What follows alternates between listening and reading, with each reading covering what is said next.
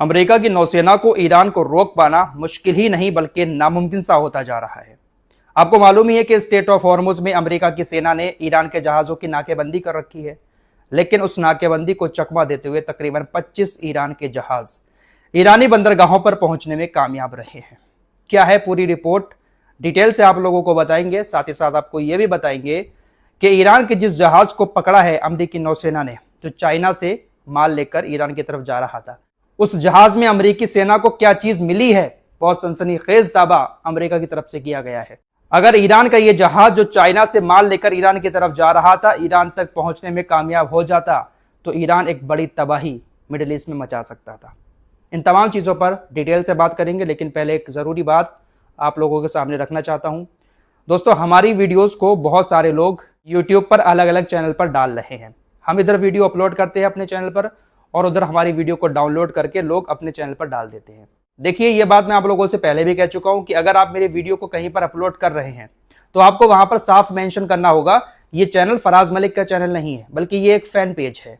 अब सामने वाला जो वीडियो देख रहा है वो आपके चैनल का नाम देखकर नहीं देखता है, बल्कि वो फराज मलिक का चेहरा देखकर वीडियो देखता है। और हमारी जो ऑडियंस है, बहुत सारी ऑडियंस ऐसी है जो ओल्ड एज के हैं, बुजुर्ग लोग हैं, वो तो सिर्फ हमारा चेहरा देखते हैं और वीडियो देखना शुरू कर देते हैं। अब कुछ लोग ऐसा कर रहे हैं कि हमारी 15 दिन पुरानी वीडियो को आज अपलोड कर रहे हैं और वो किसी के सामने आ जाती है। हमारा चेहरा देखकर जब सामने वाला वीडियो देखता है तो वो कहता है, फराज भाई ये तो 15 दिन पुरानी खबर है, आप आज क्यों बता रहे हो इस खबर को। मैंने बहुत सारे चैनल पर देखा है 15-15 दिन पुरानी खबरें अपलोड की जा रही हैं।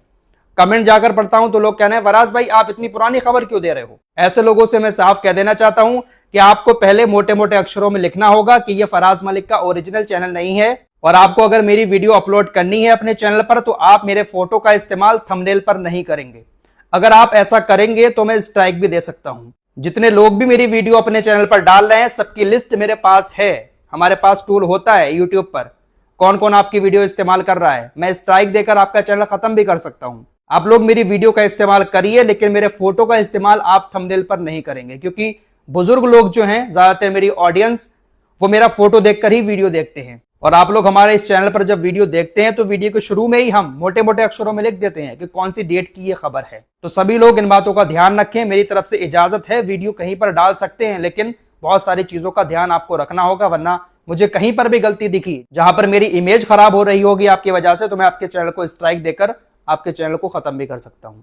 फिलहाल टॉपिक पर आते हैं। अमेरिकी अखबार वॉल स्ट्रीट जर्नल ने एक रिपोर्ट दी है कि अमेरिका ने ये जो नाकेबंदी की है स्टेट ऑफ हॉर्मुज में, उस नाकेबंदी को तोड़कर अब तक तकरीबन 25 ईरानी जहाज ईरानी बंदरगाहों पर पहुंचने में कामयाब रहे हैं। अमेरिका की नाकेबंदी को किसी भी तरह से उन्होंने चकमा दिया और 25 जहाज अब तक पहुंच चुके हैं। ये ईरान को बहुत बड़ी कामयाबी मिली है। इसमें बहुत सारे मालवाहक जहाज भी हैं और तेल के टैंकर भी हैं। ईरान का एक बहुत बड़ा तेल का टैंकर है जिसका नाम है सिली सिटी, वो भी ईरानी नौसेना की मदद से कल रात ईरान के बंदरगाह पर पहुंचा। अमेरिका की सेना दूर दूर तक ईरानी नौसेना के सामने नहीं आई और सफलतापूर्वक सिली सिटी तेल टैंकर ईरान के बंदरगाह पर पहुंच जाता है। राष्ट्रपति डोनाल्ड ट्रंप की तरफ से जितनी बड़ी बड़ी बातें की जा रही हैं कि हमने हर एक जहाज को रोक रखा है, कोई भी जहाज ईरानी बंदरगाहों पर नहीं पहुंच रहा है, इसमें आधे से ज्यादा झूठ है। ईरान अपनी नौसेना के बल पर बहुत सारे जहाजों को अपनी बंदरगाह पर लेकर जा रहा है। आइए अब इस टूस्का जहाज की बात कर लेते हैं। चाइना से यह जहाज ईरान की तरफ सामान लेकर जा रहा था। मालवाहक जहाज है, 900 फीट लंबा यह जहाज अपने अंदर काफी सामान लेकर एक बार में जा सकता है। अमेरिका की नौसेना ने इसको अपने कब्जे में ले रखा है और इसकी छानबीन की जा रही है कि आखिर इसमें क्या माल भरा हुआ है। आपकी स्क्रीन पर ये जो औरत दिखाई दे रही है, इसका नाम है निक्की हेली। यह अमेरिका की रिपब्लिकन पार्टी के नेता है और यूनाइटेड नेशंस की पूर्व अमेरिकी अधिकारी है। काफी कट्टर सोच की है। गाजा फिलिस्तीन के मामले में यह खुलकर इसराइल का सपोर्ट करती थी, इसराइल को हथियार देने की पहल करती थी। फिलहाल इसकी तरफ से कहा गया है कि अमेरिका की नौसेना ने ये जो जहाज पकड़ा है, इस जहाज में मिसाइलें बनाने में इस्तेमाल किया जाने वाला केमिकल भरा हुआ है। निक्की हेली ने चीन के ऊपर गुस्सा करते हुए कहा कि ये जो घटना हुई है इससे एक बात साबित हो गई कि चाइना की सेना ईरान की सत्ता को पावरफुल बनाने में पूरी मदद कर रही है। पूरे जहाज में मिसाइलें बनाने का केमिकल चाइना की तरफ से ईरान भेजा जा रहा था। गनीमत यह रही कि अमेरिकी नौसेना ने इसको पकड़ लिया, वरना ईरान बहुत बड़ी तबाही इस केमिकल से मचा सकता था। निक्की हेली की तरफ से यह भी दावा किया गया कि केमिकल के अलावा इस जहाज में बहुत सारे पाइप थे, कुछ लोहे की धातुएं थी, कुछ इलेक्ट्रॉनिक पुर्जे थे।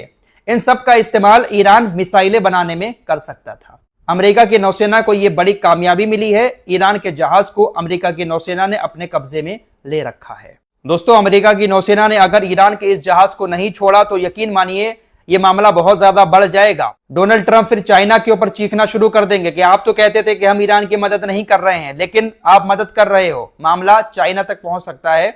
फिलहाल अभी तक अमेरिका के कब्जे में है ईरान का टूसला जहाज, लेकिन अभी तक ऑफिशियली अमेरिका की नौसेना की तरफ से इस बारे में जानकारी नहीं दी गई है कि इस जहाज में क्या कुछ मौजूद है। बस ये जो कट्टरपंथी नेता है अमेरिका की, इसकी तरफ से ये बातें बताई गई हैं। अच्छा, दूसरे दौर की बातचीत की बात कर लेते हैं। पाकिस्तान के अंदर अमेरिका और ईरान के बीच बातचीत होगी या नहीं होगी, इसको लेकर अभी तक कोई भी मामला साफ नहीं हो पाया है।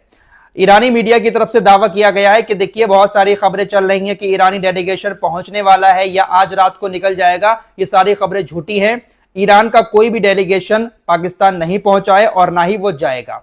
जब तक जो शर्तें हमारे ऊपर थोपी जा रही हैं, हमें जो धमकियां दी जा रही हैं अमेरिका की तरफ से, वो धमकियां खत्म नहीं होती हैं, ईरान बातचीत में शामिल नहीं होगा। अभी तक कोई भी डेलीगेशन पाकिस्तान नहीं पहुंचा है। दरअसल कुछ मीडिया चैनल पर यह खबरें दिखाई जा रही थी। अमेरिका की मीडिया भी यह दावा कर रहा था कि ईरान के लोग पहुंच चुके हैं या आज पहुंचने वाले हैं। साफ कह दिया गया ईरान की तरफ से ऐसा कुछ नहीं है। फिलहाल ये बातचीत होगी या नहीं होगी अभी भी क्लियर नहीं हो पाया है।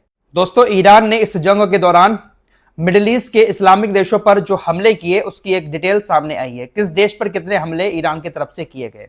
8 इस्लामिक देशों पर टोटल 8,695 मिसाइल और ड्रोन हमले ईरान की तरफ से किए गए थे। इसमें से सबसे ज्यादा हमले यूएई के ऊपर किए गए। यूएई के ऊपर 2,819 हमले, इजराइल के ऊपर 1,357, सऊदी अरब के ऊपर 1,231, कुवैत के ऊपर 1,214, कतर के ऊपर 730, बहरीन के ऊपर 717, इराक में 340 और जॉर्डन में 287। ईरान ने इस जंग के दौरान इजराइल से ज्यादा हमले यूएई के ऊपर किए हैं। इन आंकड़ों से एक बात साफ हो जाती है कि ईरान का सबसे बड़ा मिडिल ईस्ट के अंदर दुश्मन कोई है इस्लामिक देशों में तो वो यूएई है। नेतन्याहू आज फिर अपनी जनता के सामने आया और वही पुराना राग इसकी तरफ से अलापना शुरू कर दिया गया। नेतन्याहू कहता है कि हर पीढ़ी में वे हमें खत्म करने के लिए हमारे विरुद्ध विद्रोह करते हैं। इस पीढ़ी में भी ऐसा ही हुआ। ईरान की सरकार ने एक और नरसंहार की योजना बनाई। उसके परमाणु बमों और हजारों बैलिस्टिक मिसाइलों को हमें नष्ट करने की साजिश रची गई, लेकिन हमने सबको नाकाम कर दिया। हम लड़ेंगे और ईरान को खत्म करेंगे। इस तरह की बातें इसकी तरफ से एक बार फिर से बोली गई हैं। फिलहाल कुल मिलाकर बात यह है कि अमेरिका इजराइल ने ईरान को रोकने की बहुत कोशिशें की हैं, लेकिन ईरान मानने को तैयार नहीं है। ईरान को रोक पाना अभी भी अमेरिका इजराइल के लिए मुश्किल ही नहीं बल्कि नामुमकिन सा होता जा रहा है। ईरान अभी भी अपनी जिद पर ही अड़ा हुआ है और पाकिस्तान में बातचीत करेगा या नहीं करेगा ये ईरान डिसाइड करेगा। अमेरिका अपने डेलीगेशन को भेजने के लिए तैयार है, लेकिन ईरान बात करेगा या नहीं करेगा ये ईरान डिसाइड करेगा, अमेरिका नहीं करेगा। यहां से साफ नजर आ रहा है कि इस जंग में कौन नीचे है और कौन ऊपर है। अगर ईरान को डर होता कि ये तो हमें तबाह कर देंगे, बातचीत कर लो, तो ईरान बातचीत के टेबल पर अब तक पहुंच चुका होता है। लेकिन पहले कौन पहुंच रहा है? अमेरिका। अब कल तक का ही वक्त है, देखते हैं कल तक क्या फैसला निकल के आता है। ईरान बातचीत के लिए जाता है या फिर ट्रंप की तरफ से कुछ और बड़ी धमकियां ईरान को दी जाती हैं।